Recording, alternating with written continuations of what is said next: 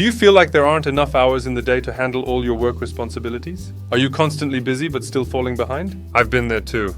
When I and my business partner started our business in the wall printing industry, I felt like a hamster on a wheel, running all day, but by evening, my task list hadn't gotten any shorter. It took me time to realize that the problem wasn't the number of tasks, but the lack of a system for managing my time and energy. In this video, I'll share 7 specific methods that have genuinely changed how I work, and thanks to which I'm much more effective today. And if you don't know me yet, hi!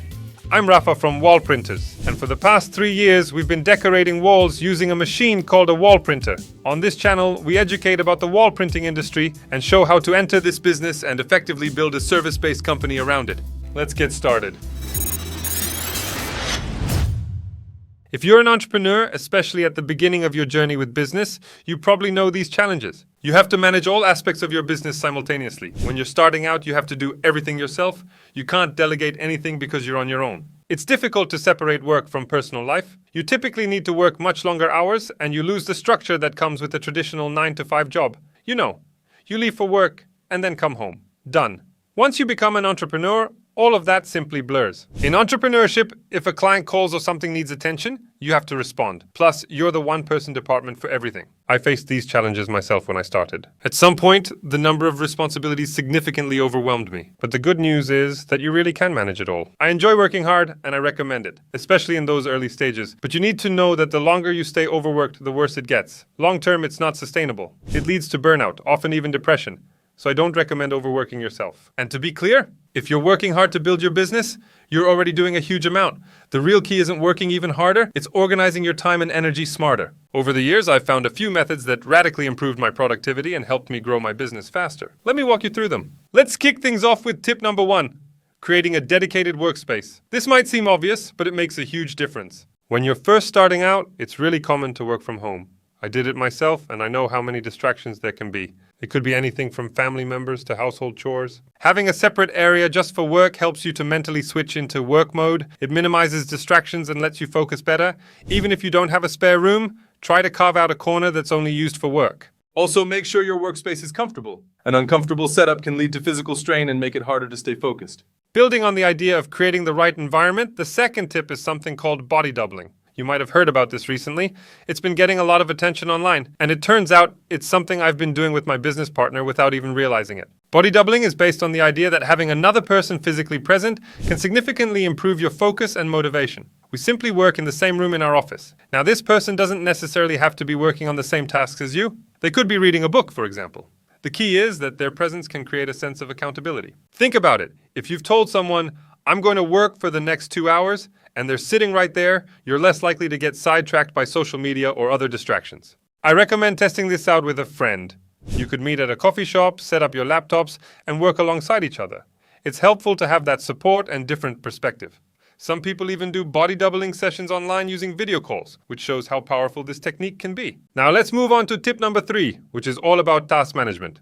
Having one place for everything. This might seem simple, but it's incredibly important. Every task you need to do should go into a central system. For my business, I use Monday.com, but there are plenty of other great tools out there. You could use Trello, Asana, ClickUp, or even a basic paper planner, especially if you're working solo. You can do this in the simplest app like reminders on your phone. The most important thing is to start writing down these tasks if you're not doing it already. The key is to have a system where you can keep all your tasks in one place, track your progress, and mark tasks as complete.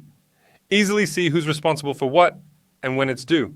What I want you to remember is that everything happening in your head must be immediately dropped into one place. For me, this is so important because with the flood of matters and responsibilities you have as an entrepreneur, you can't remember everything. Now let's talk about how to actually schedule that work. And that brings us to tip number 4, planning your work in specific time blocks. In my company, we use a system of weekly sprints. This method is often associated with software development, but it can be adapted to any industry. Here's how it works. We start each week by planning that week's sprint. We list out all the tasks we need to accomplish. We estimate how much time each task will take and assign a priority level. Then, we distribute those tasks among team members, making sure no one is overloaded or underutilized. If we have too much on our plate, we either postpone some tasks or break them down into smaller, minimum viable product versions that we can improve in later sprints. The key thing to remember here is that this is a process. You won't get perfect at sprint planning right away, so be flexible and willing to adjust as you go. Remember that this is a process and you won't be able to plan the sprint perfectly the first time. This leads us smoothly to point 5,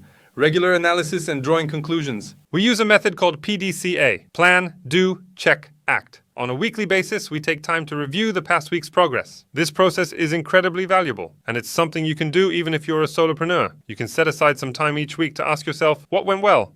What didn't go so well? Where did I get stuck? What can I do differently next week? If you're working independently, consider finding a mastermind group. Such groups exist in every city. Or create something of your own. Maybe you have friends who also want to develop their business or develop themselves in something completely different. The meetings don't have to be once a week right away, as that might be too much for people. Even once a month has value.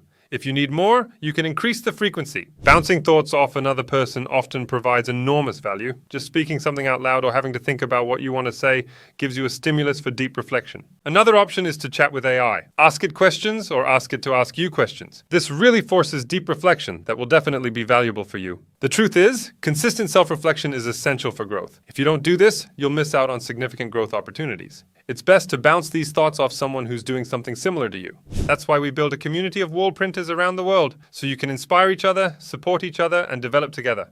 It's like a 24/7 mastermind. You can read more about what we do on our website, linked down below. Okay, we've talked about the importance of analyzing your work, so it's essential to have a system for communication, which is tip number 6, structured communication.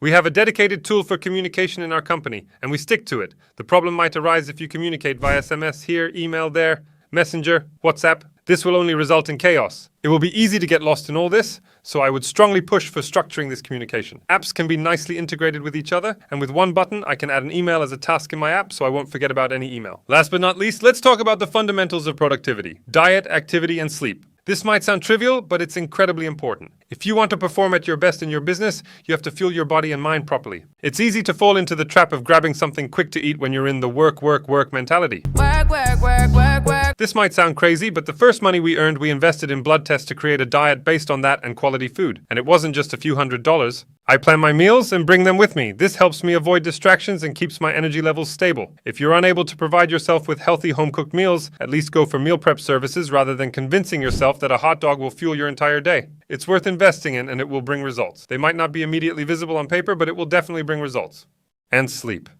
I can't stress this enough. Even when I really want to stay up to watch a game or something, I know that prioritizing sleep is crucial. It's not just about your performance at work either. When you're well rested and healthy, you're less stressed, more patient, and better able to connect with your family and loved ones. In the long run, those relationships are what truly matter. The third piece of this puzzle is physical activity. Don't keep putting it off. I've found that incorporating movement into my workday is incredibly helpful. For example, I like to walk on a treadmill during meetings. It helps me stay energized and focused. Find an activity you enjoy, whether it's sports, cycling, or anything else, and make it a regular part of your routine. So, to wrap things up, remember that being an entrepreneur means wearing many hats and juggling a lot of responsibilities. It's easy to feel overwhelmed, but instead of trying to do everything at once and perfectly, focus on building a system that supports you. You don't have to implement all of these tips overnight. Start by choosing one that resonates with you and build from there. And if you're looking to grow a successful business in the wall printing industry, check the link in the description and fill out a contact form. We'll get in touch and show you how to get started on the right foot, so you can build a sustainable business and achieve work-life balance you've been dreaming about. Thanks for watching, and I wish you all the best in your business journey. Bye!